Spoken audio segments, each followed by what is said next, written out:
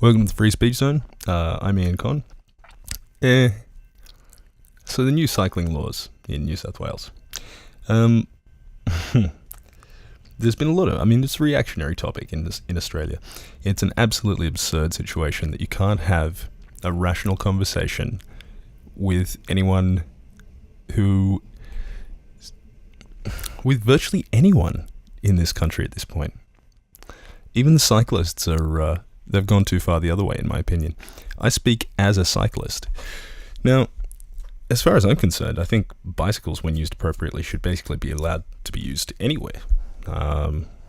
Location isn't really the problem. It's a problem of giving way, the way I've seen it recently, especially. But let me get back to the start. So the new cycling laws have massively increased the fines for not wearing a helmet. They now require cyclists to have their license or another form of photo ID, and that applies to tourists just the same as locals. And there's also a 1 meter passing law in, I believe, up to 60 zones, and then 1.5 meters from 60 to and above. Now, all of these are great things. If you're the New South Wales, I hate to use the term, but nanny state government, the place is a joke. But, that's life. Now, anyway, so as for helmet laws, we in New Zealand, I believe, are the only countries that actually attempt to implement this particular victim blaming. I hate that term, but it's appropriate. Now, if a new type of vehicle was introduced, one that caused, several hundred fatalities in Victoria alone, would we attempt to regulate it or regulate the cars and bicycles? We would probably regulate it. We don't really let people drive bulldozers at 200 kilometers an hour down the streets just because we could theoretically invent such a device and it might save someone some time. There are safety implications involved. Now, cars having been invented after bicycles, I think, I don't always think that precedence is the best way to do these things, but very often it is. Bicycles were widely adopted while there were still horses and carts, and the modern design of bicycle has been much unchanged. It's really quite shocking how early they got to a fairly robust and streamlined sort of design. Streamlined from a design point of view. I'm not talking about those aerodynamic bikes. That's a whole other kettle of fish. But in terms of road use, the idea that cars shouldn't just have to give way to bikes because they can, in principle, go faster and accelerate more quickly is absurdity. That's just bigger gun diplomacy. I've got a bigger car, I'm less likely to get hurt, so I'm just going to shove through you. As someone who's very frequently a pedestrian and a cyclist, I'm critically aware of the fact that cars are supposed to pull up for you on T-intersections, give way, stop signs, those sorts of things. But they often don't even look if there will be anyone there to give way to. They'll simply plow through the intersection, through the stop sign a meter or so. Now, if you were just walking on the footpath, you'd be taken out and killed. Now, that's not great, but it's something to watch out for, and you know how it rolls. That something is illegal doesn't mean it won't happen.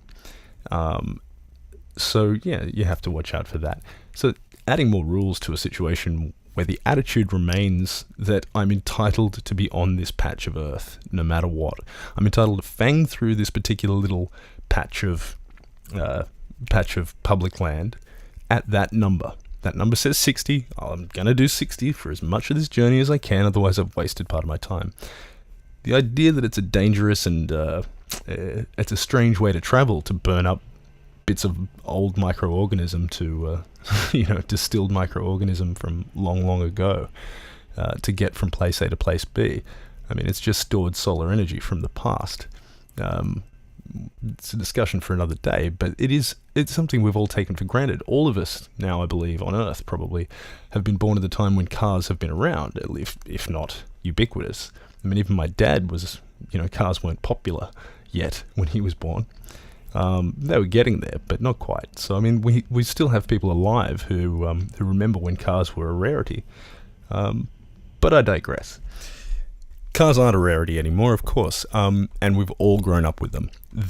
We have this very strange perspective that this is just a normal way to get around at 110 or so kilometers an hour where possible, and no effort is required. Hills really aren't a factor, up or down. We can do whichever we please. There's no extra energy expended from us. We simply just push our foot slightly further against a spring, so it is slightly more energy, I suppose.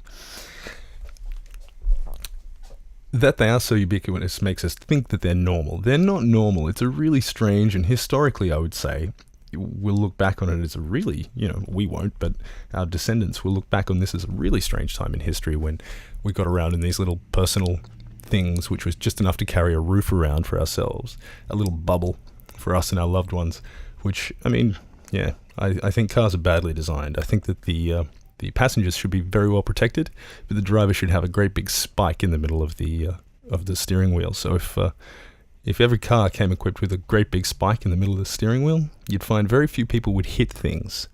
Certainly not very hard. They'd be very careful about how quickly they wanted to run into things. I think that the passengers should be completely protected, but if the driver was subject to that kind of instant removal from the gene pool, I think we'd see some sort of wonderful Darwinian evolution occur very quickly, where only those people who can choose valid times to go at a fast speed, where they never hit anything, well, they're the only ones who get to live. Maybe even just for the first few years, so, before people reproduce, we weed out the ones that have poor impulse control. Either way, that's a topic for another podcast. Point being, cars are strange. Being able to multiply your effort with a bicycle is also strange. It's walking that's the normal thing. That's what roads were originally for. We harnessed the power of the horse early on, and great for us. We managed to have these roads that are about as wide as a horse-drawn vehicle.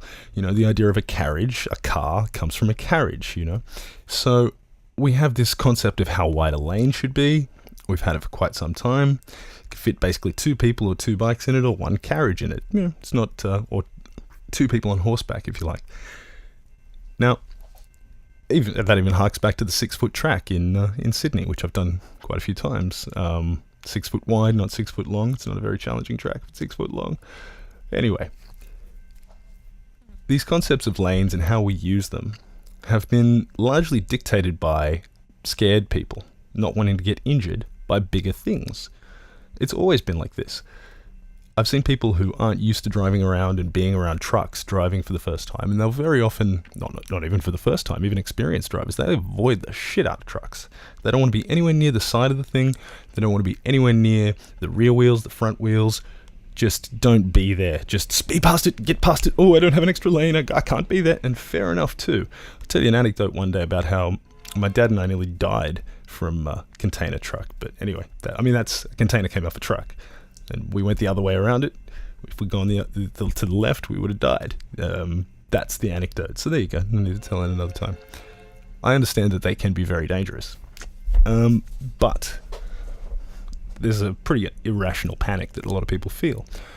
And that dictates their actions. Equally, people don't step out in front of cars at T-intersections because they're afraid of having their pelvis smashed and spending the next several months or years in traction and learning to walk again, because that's the very real danger that's faced. Ditto cyclists.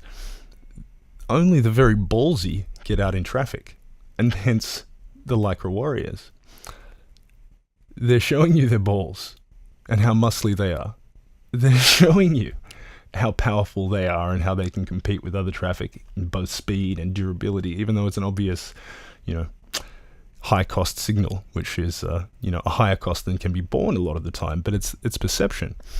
Anyway, the point being that fear of injury has very often dictated our traffic policies. So people won't step out in front of a car, even though it's their right to do so, unless they've really seen the driver. Now, often having seen the driver is no guarantee. I've been in situations where I've seen the driver, they've looked at me, they've seen me, they come through anyway. They know you'll stop. They know you'll shit yourself and back off and get the hell out of there, because they get a fine and you get to spend the rest of your life in a chair.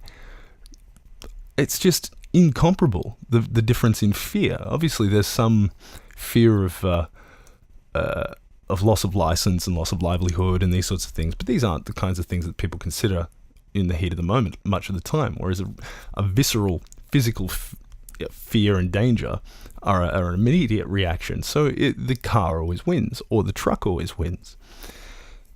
And we'd find truck drivers doing much the same thing if there was yet a bigger thing on our road that would destroy them in an instant. But we don't. Having travelled the Hume many, many times up and back, I've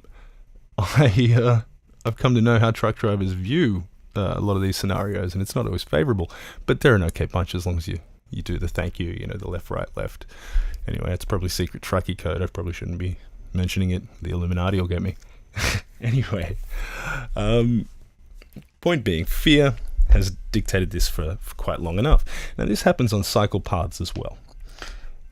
We wind up with a situation where, or shared paths, I should say. It's very rare to find a cycle-only path, although there are a couple around here, just along the beach.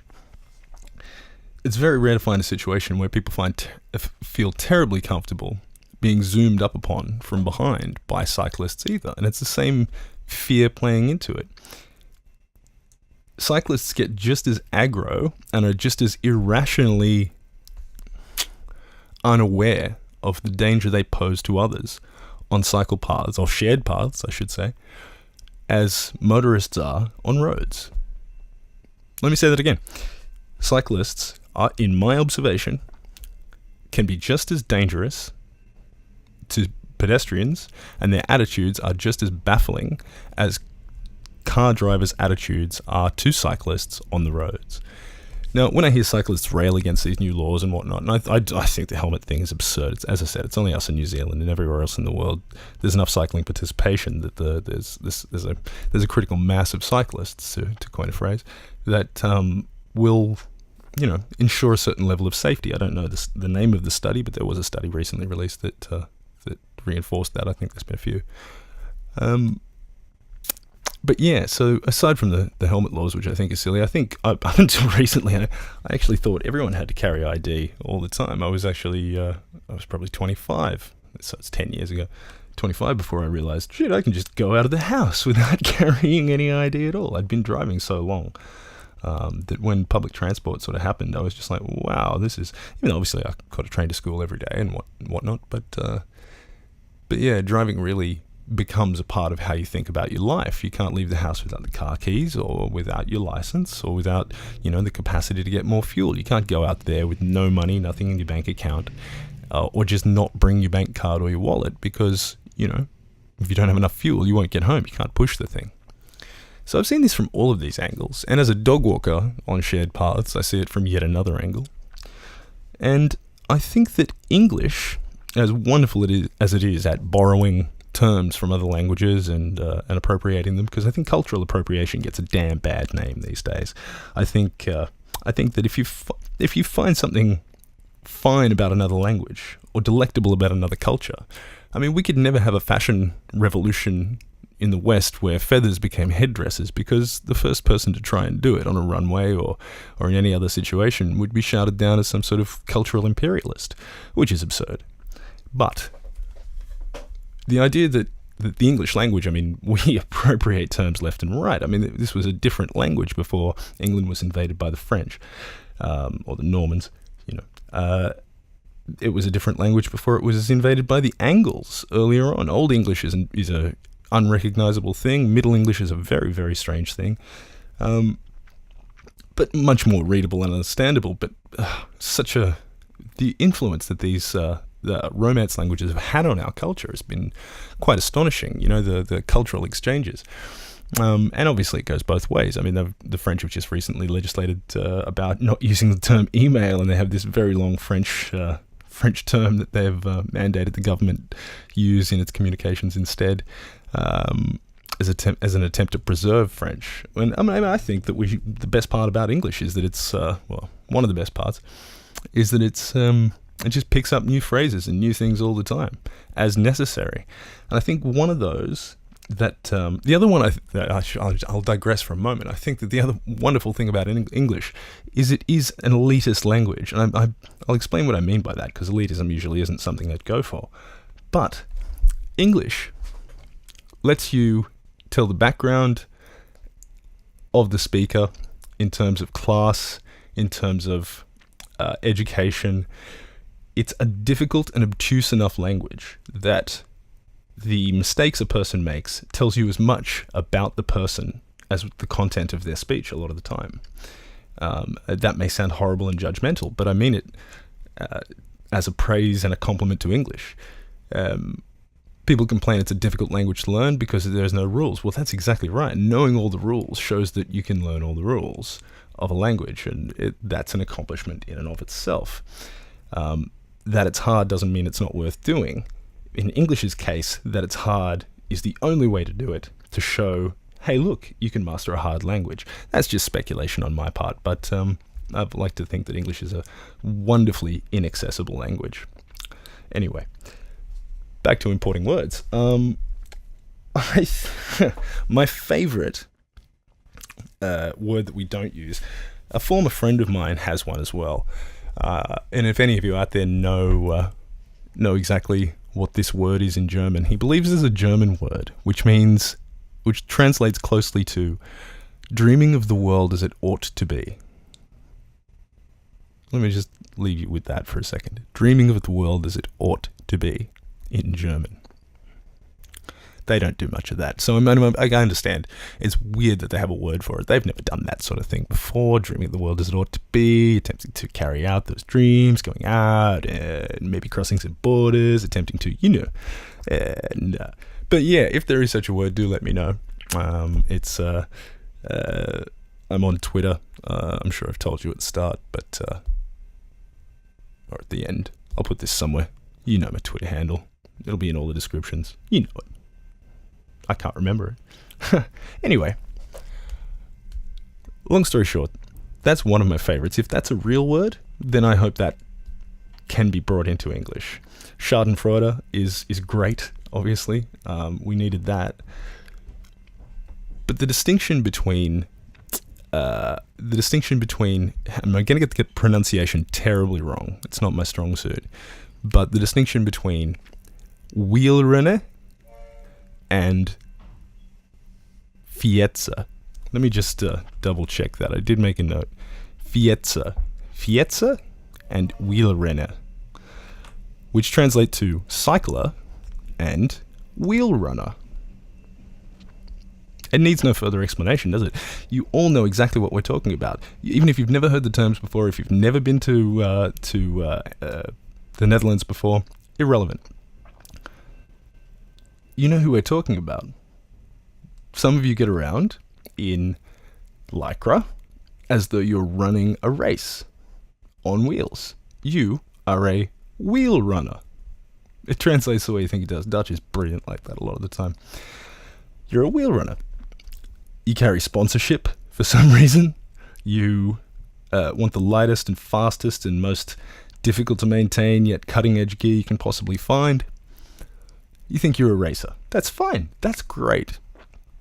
But that is a very different thing to the person who just rolls around in town with his cargo bike, or just the bike that he or she has to get around in whatever clothes they're wearing.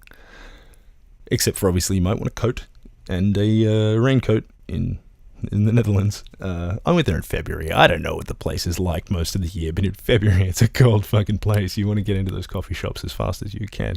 That's what I did. Anyway, we need this concept. A Fietser should be able to ride on the footpath. A Fietser should be able to just jostle about wherever they want. A wheel runner is someone who rides on the road, not in a dedicated cycle bike lane. I think that you can still be a Fietser in that situation. In Australia, if you're on the road, on a main road, we're talking about most on a main road. I mean, the difference is back streets. I mean, everybody does that. But I don't think that people should be segregated and made to ride on the footpath. Let me make that very clear. I think that people should have the option to ride on the footpath, and they should give way to pedestrians until it's safe to pass, because now they're the danger. And how they act is everything. If they are keeping an eye out and they can slow down, it's the same with defensive driving.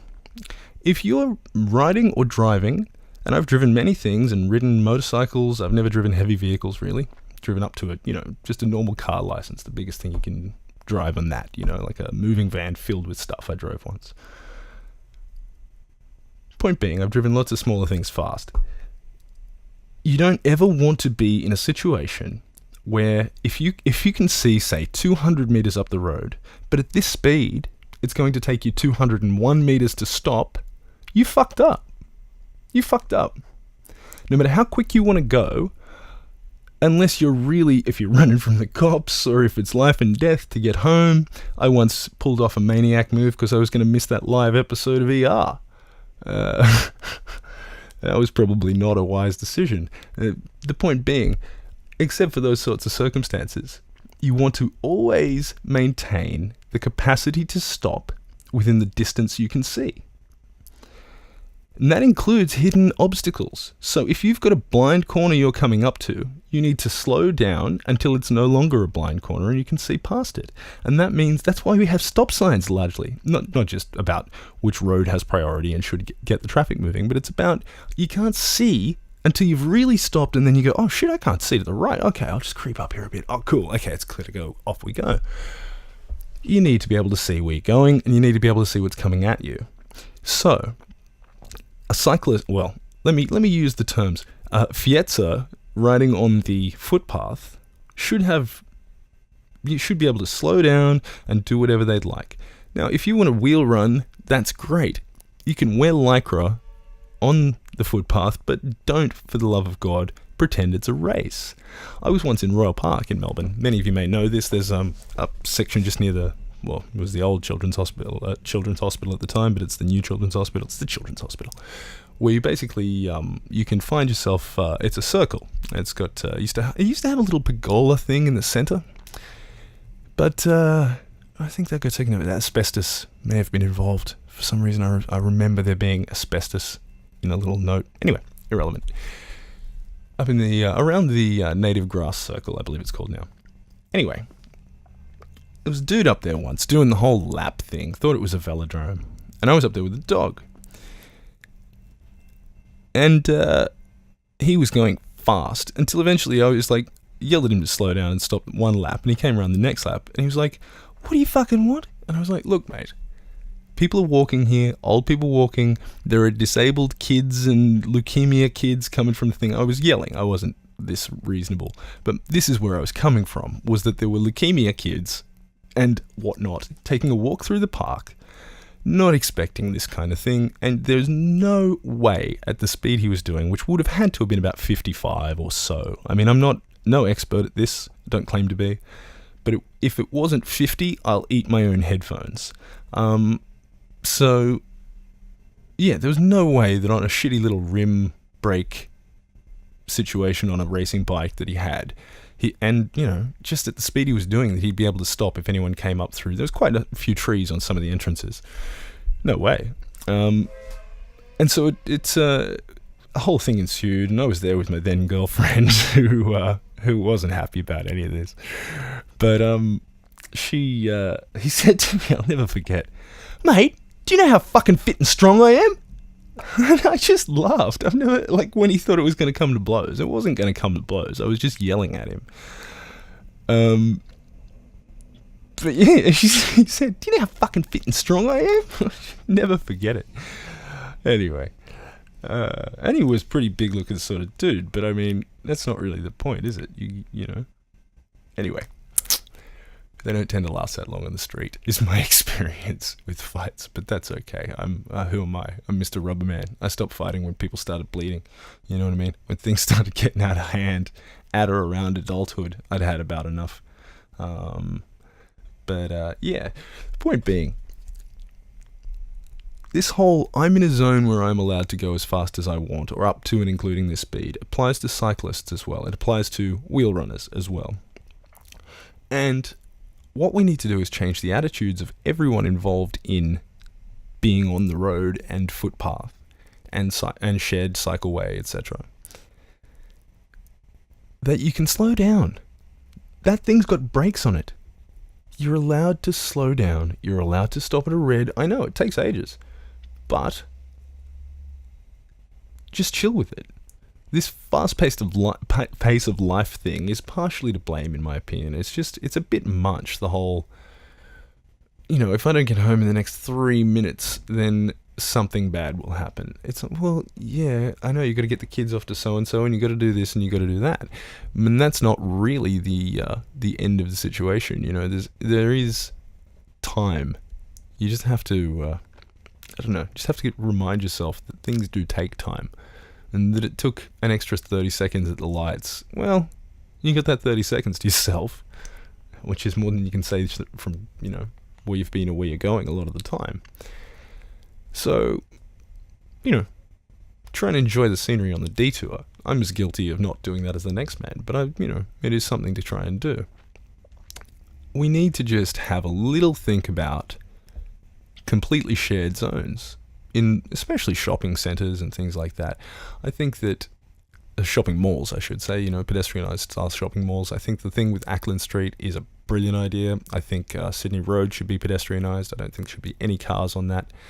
I know it's not easy. There aren't many other north-south arterials, but that's all part of the experience. I mean, Sydney Road is not equipped to deal with what it deals with. The idea that you've got trams and cars, you're going to have a separate bike lane, and you're going to let people park on it for most of the day is silly. I think we all forget just how much real estate gets taken up in parking.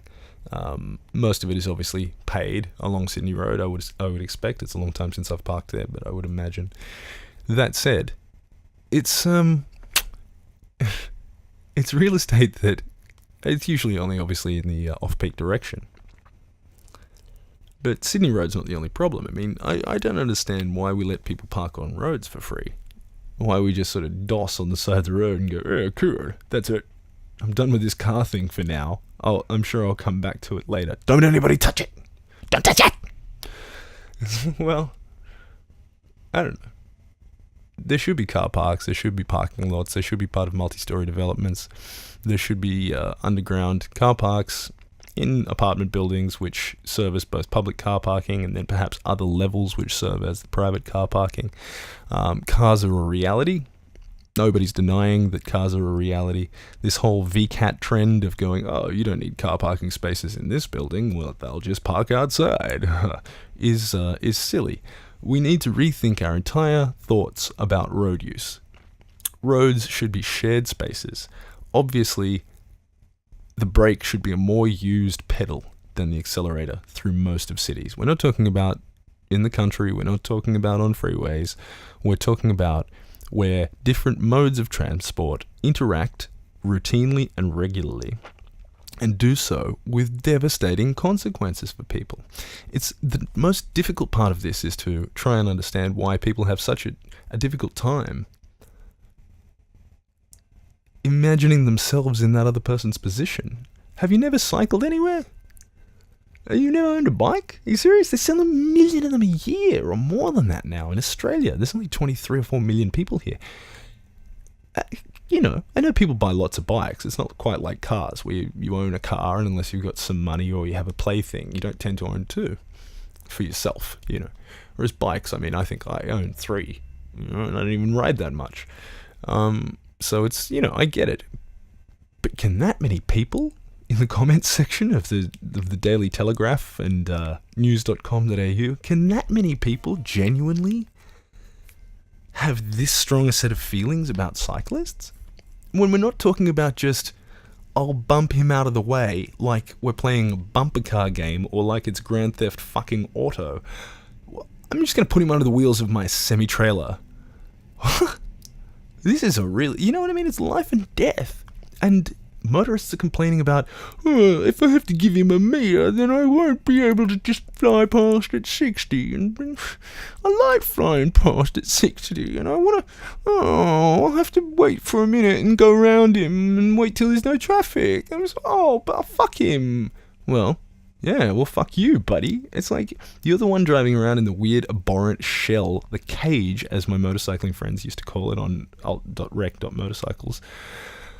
That there's, this is a strange object. You've got a steel cage around you, bringing a cocoon of atmosphere everywhere you go. in a little climate-controlled bubble of shade. You can't even hear what's going on outside a lot of the time. They're very well insulated now. It's quite shocking. I don't know what that's about. But the idea that you can't see the front of the bonnet either, in virtually all modern cars, you can't actually see where the bonnet ends. What are you doing? You can't see where the corner of the headlights are because the bonnet needs to sweep away, see? They need to feel like they're in a capsule. They need to feel like they're in some sort of a space bubble that ends exactly where the windscreen ends. Maybe they can see a little bit of the windscreen of the bonnet if they're tall, but obviously not too much. You wouldn't like them to see too much. That would be, they'd think they were in an old car then, wouldn't they? Not in a space capsule. How does that help us sell cars? Does anybody actually fucking like the idea that you can't see the corner of the car from where you're sitting and driving it? You find a consumer that actually enjoys that they can't see that. Once asked about it. This is often why regulation is important. People just don't think about it. They jump in the car. They do feel like it's a fucking space capsule. The salesman's given the little brief to say, make sure you mention that it feels like a space capsule. Or whatever they're using. Whatever term they're using. And then all of a sudden, that's all they feel about it. They don't consider the logistics of parking the fucking thing. People don't know where the corner of it is. It's very difficult to reverse park. Yet, people have to reverse park. Anyway, that's a digression. But on reverse parking, why don't people give way in Victoria? It's the rule here, the same as it is in New South Wales. So if two people come up to up to a car parking space, and the person in front wants to reverse park into it, and it's a single lane road, and the person in front has the right of way to do that. You don't drive right up his ass when he's got the blinker on and you see there's a space back here. You hang back and then you just let him reverse park in and then you go forward and now he can fuck around and fidget on his own time. You don't beep, fucking beep. What are you doing trying to get in a fucking park? Fuck you, buddy. Anyway, if we're going to continue to allow people to park on the street and reverse parking is going to continue to be a thing, why are people so ignorant of the law? Are they willfully ignorant? They know it's the law that they're supposed to give way, but they think, fuck you, how dare you park, I'm trying to find somewhere to park, or this is costing me 3 seconds, so fuck you, buddy. It's so silly. It's so silly. My dad was a driver trainer, so I guess I have an interesting perspective on this for trucks. And he is, well, he doesn't do it anymore, I guess he's not, he was. But yeah, he used to show this video to the truck drivers he would teach called, I forget what it was called, but it involved Mr. Walker and Mr. Wheeler, and it was, I think, Pluto or one of those dogs, talking fucking dog. Did Pluto talk? Was Pluto Mickey's dog, or was Pluto the one that talked? Anyway. I don't know if the fucking thing talked or not. Yeah, it did. It talked. It was like... Anyway, it was quite a reasonable fellow when he walked along the street, and there was all happy whistling music, and then you got the pizzicato, plum plum, plum plum, plum plum. That really, oh, it's coming, something's coming, someone's tiptoeing over to something. He gets in his car, and he gets this whole other demeanor. He gets this, like, these crazy brows, and he gets these, like, bloodshot eyes, and he's like, oh, the red light, 30 seconds of my life, gone. And it couldn't be more accurate. I mean, my dad was showing it. It was probably made in the fucking 60s or 50s. If he was comfortable enough to show it, and I believe it was on film, like, he would show it to people on a projector.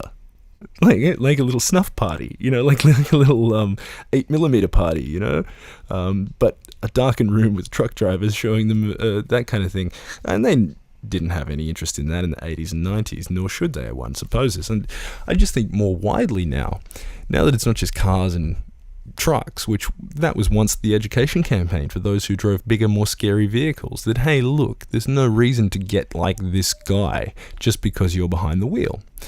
And I think we need to do much the same thing now that it's always been bicycles, but nowadays there's also a great prevalence of bicycles, and they're right on the road as well as the footpaths. It's not just kids on footpaths as well. It's people getting to work. And I mean, I don't know the numbers. That could be the vast majority of cyclists, but I don't know. Probably not. The point being that we need an education campaign, much like that, Mr. Walker and Mr. Wheeler, to educate the general motoring public. I mean, this idea that you get your license and that's it, I'd well support some sort of graded license system where you don't have to take a test if you don't want to. But if you don't, you're restricted to 90, 100 or something kilometers an hour. If you do take the test every 2 or 5 years or whatever it is, and it's a defensive driving thing for a couple of days or this or that, you get a reduced license fee, and you get to do 120 or 30, and stuff like that. I don't know. It might even be things like if you don't do the test, you got a 0.02 alcohol limit. If you do the test, to the 0.05 or even 0.06 or 7 if you do the more advanced ones, and you can demonstrate you're some kind of gun. I don't know, but I think more broadly we need to educate people that giving way is okay. There's absolutely nothing wrong with taking a minute and giving way to people. And that changes everything. When people actually want to be able to stop and not hit anything, and when hitting things becomes more dangerous for you than the thing you're hitting, you don't want to hit anything. Bicyclists don't want to hit cars. They don't want to hit trucks. They don't seem to give a shit if they want to hit pedestrians. Ditto cars, ditto everything else, as I've been saying. And pedestrians are usually right down at the bottom of the rungs, and so they're cautious. And it feels way more difficult than it ought to be to cross major roads and to even be near roads a lot of the time for pedestrians. So I just think that that this kind of shit rolls downhill. I mean, truck drivers give it to car drivers give it to cyclists, and cyclists repeat the problem with pedestrians. So until we can address that, I don't think we've got much else. Nothing's going to change. No one respects the rights of other users. Everyone believes their own time is worth way more than everyone else's. And let's be frank, I think one's own time should always be valued slightly higher than everyone else's. Of course, in the same way one's own interests should be valued slightly higher than just some other random person on the street. But not that much higher. 2 seconds of your life versus the end of my life. That's not a rational bargain for anyone. I think that any rational society would decide that we need to really look at this whole how many people die on the roads situation, and just how to make roads work better. That's a trick for another day, but I think we could start by adopting some cultural appropriation back like our ancestors used to do, back when the appropriation was strong, with 2 very nice Dutch words that not easy to say. We'll anglicize them, so it'll be okay. It'll be fine. I promise you. I'm Ian Con. This is the Free Speech Zone. Good afternoon. How you doing? Okay, so Chopper's come to help me. I'm not sure if you can see him down there. Hey, buddy. How you doing? Chopper's come to help me tell you about today's sponsor, Anywhere Dog. Anywhere Dog makes some of the best dog gear I've ever seen. And Chop's pretty happy about his harness here. That's why he's jumping up on the table. He's not too sure why the hell I'm talking at the window. But that's fine. Anywhere Dog makes some of the toughest dog gear I've ever seen. The harness I got from my old guy, he outlasted him, and he was 15. So it's I've still got it over there. But this is their newest model. This is the luxury dog. Comes with the Cobra D-ring buckles. Hey, buddy. And it's and the hand strap, leather lining, Type 7 parachute webbing, and it's an incredible dog harness. You can use it in the car, use it to lift your dog over fences they can't jump over, lower them down things, and he sells it as a whole system. So they've got custom length leads that then hook into these, and you can lower them down. And it's a whole situation that just changes where you can take your dog. Hence, Anywhere Dog. Anyway, get in contact. Thanks, Chop. Get in contact with Anywhere Dog on it's anywheredog@gmail.com, or they're obviously on Facebook and Instagram and all the rest of it. But yeah, it's tough gear for tough dogs. Anywhere Dog.